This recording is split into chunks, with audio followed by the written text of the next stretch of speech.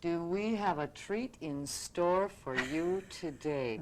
One of the greats of the American theater, stage, screen, radio, you name it. Angela Lansbury is our guest this morning, and she's got a brand new series on CBS called Murder, She Wrote, and it's good.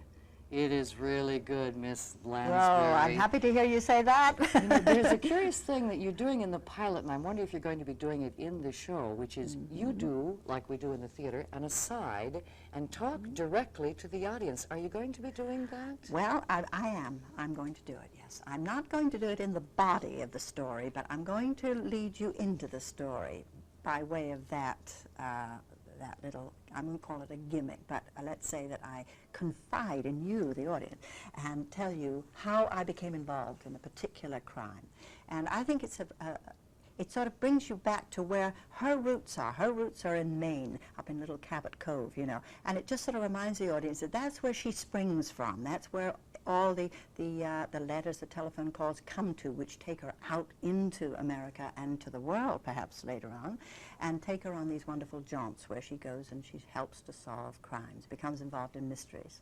Are you going to lay out the facts, and do we, as the audience, have to figure out who done it? No, not in a sense. You, the audience, are going to go along with me. I will take you by the hand and lead you step by step through the various stages of plot development that take place.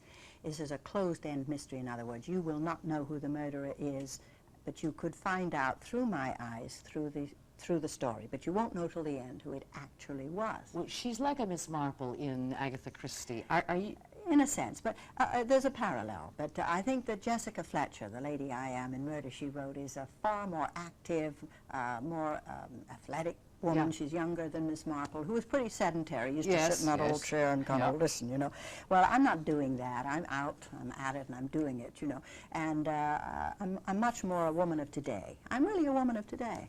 I'm myself, except I'm not a mystery writer and I'm not a detective. But nevertheless, I do a lot of the things that Jessica does. Obviously has a lot of faith in this because they're putting it right after 60 Minutes, which, you know, has a terrific audience. So you're going to be overexposed. Well, let's hope so. Because when you said I was a star of stage, screen, and radio, you see, I was never been a star of television. So that's well. Now listen, that's the next horizon. We have to remedy that.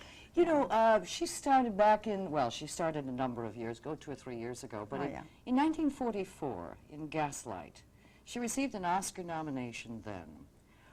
Why didn't MGM at that point build you into a star? You were of star quality. You've been second banana, but you had the versatility then. I think it was because in those days, the movies was more, paid more attention to glamour than they did to an actress, and I was an unknown quantity really to the studio. They didn't know what to do with me, in other words.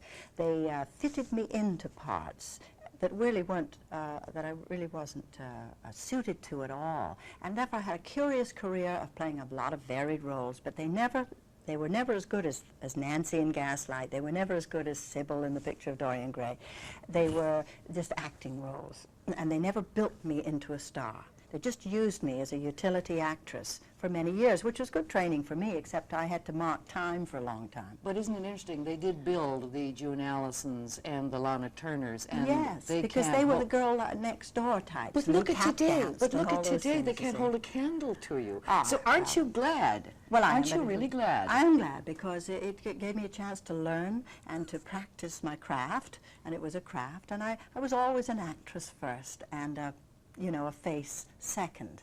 But as I say, they used to say, as Norma Desmond says in Sunset Boulevard, they had faces. You know, we had faces then, she says, when, didn't mean to make a noise on my head. But you know what I mean by that. Can you hang around for just a second? We've got to hear more. Okay. We're going to be back with more of Angela Lansbury. Wow. In just a moment, Tell Every Morning continues. Angela Lansbury, in 1953, I understand that things financially weren't so great, that you had to take the role as a seamstress in Purple Mask with Tony Curtis. Were things that bad? Well, they were bad, and that was a teeny little part. And I'll tell you a funny little anecdote. About 3 days ago at Universal Studios, I was involved in a scene for this latest episode of Murder, She Wrote, in which we're in a big theme park. Well, we recreated the feeling of a theme park out on the back lot at Universal. And where did we do it but in the same set that I had shot The Purple Mask with Tony Curtis back in 1953. My goodness. And there I was, you know, the star of a television series, and I thought to myself, 53, 63, my goodness, that's nearly 30 years ago.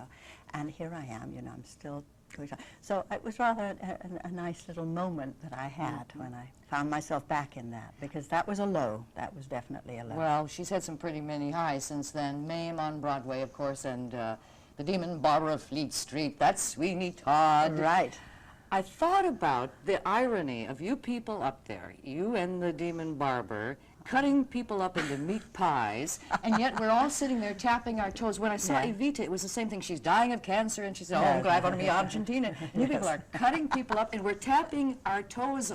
Something isn't right there. I know. Well, that's the musical theater. That's the wonderful thing about theater, period, you know. You know what your problem is? What is that? You're far too versatile. Yes, people have been saying that for years. That and 50 cents will get you a Pepsi, huh? Well. All right, I want to find out from you, which is the best movie you think you've ever done and the best play that you've ever done? Well, I think that as far as quality is concerned, Sweeney Todd, The Demon Barber of Fleet Street, was the most exciting, extraordinary piece of theater I've ever been involved with. But my favorite for romantic, exciting, and life reasons, Mame is, because Mame was the turning point in my career. It took me out of being a supporting featured actress star